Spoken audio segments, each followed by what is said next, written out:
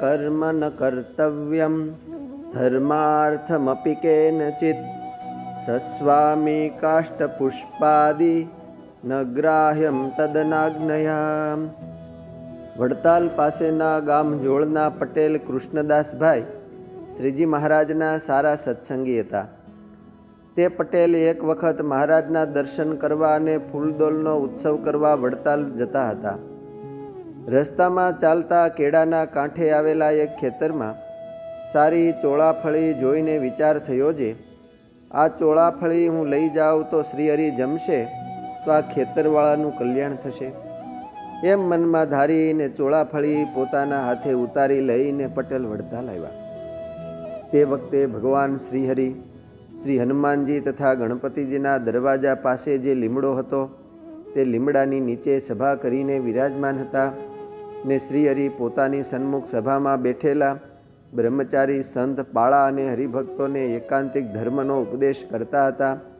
તે સભામાં આવીને જોળના પટેલ કૃષ્ણદાસભાઈએ ચોળાફળીની પોટલી પાટ ઉપર મૂકી ને દંડવટ કરીને પગે લાગીને સભામાં સન્મુખ બેઠા. ત્યારે તે ચોળાફળીની પોટલી મહારાજે છોડીને જોઈ. પછી પટેલને પોતાની પાસે બોલાવીને પૂછ્યું કે આ ચોળાફળી તો બહુ સારી છે, તે તમારા ખેતરમાંથી લાવ્યા કે બીજાના ખેતરમાંથી? ત્યારે કૃષ્ણદાસ પટેલ કહે કે મહારાજ, મારા ખેતરમાં તો હાલ ચોળાફળી નથી, પણ બીજાના ખેતરમાંથી ચોળાફળી લાવ્યો છું. ત્યારે શ્રીજી મહારાજ કહે કે અન્યના ખેતરમાંથી ચોરી કરીને લાવેલી ચોળાફળી મને ખવડાવવી છે, માટે ચોરી કરીને લાવેલી ચોળાફળી અમારે ખપ આવશે નહીં. માટે આ ચોળાફળી જેના ખેતરમાંથી તમે લાવ્યા હોય તે ખેતરના ધણીને ચોળાફળી પાછી આપી આવો. ને જો એ ખેતરવાળો જ તમને કહે કે તમે મારા ખેતરમાંથી ચોળાફળી મને પૂછ્યા વિના લીધી પણ મને પાછી આપવા આવ્યા, માટે હવે તમારે માથે એ ચોરી કર્યાનું પાપ નથી, એમ ચોળાફળીના ખેતરવાળો કહે તો જ તમે અહીં પ્રાયશ્ચિત લેવા આવશો નહીં.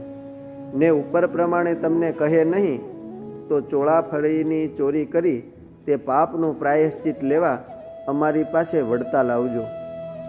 આવું શ્રીજી મહારાજનું વચન સાંભળીને તે જોળના કૃષ્ણદાસભાઈ પટેલ પોતાને ગામ પરત જઈ લીધેલ ચોળાફળીના ખેતરના ધણીને ચોળાફળી પરત આપીને હાથ જોડીને એની પાસે માફી માંગી.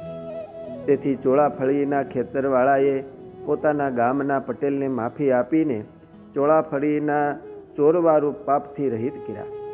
તેથી તેઓ વડતાલ શ્રીજી મહારાજ પાસે પ્રાયશ્ચિત લેવા ગયા નહીં. અસ્તુ. જય સ્વામિનારાયણ. શ્રી સહજાનંદ સ્વામી ચરિત્ર 227 માંથી.